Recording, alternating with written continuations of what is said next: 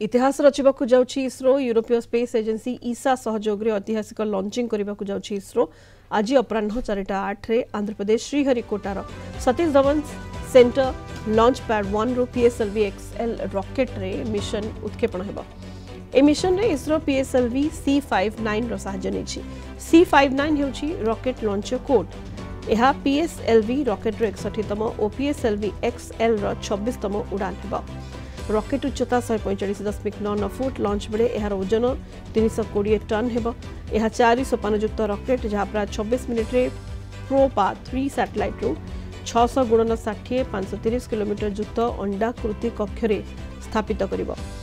PROBA 3 विश्वर प्रथम precision formation flying satellite अर्थात एथिरे गोटिए नुहे दुईटी सैटेलाइट लॉन्च हेबो। एहार ओजन 550 किलो हेबो।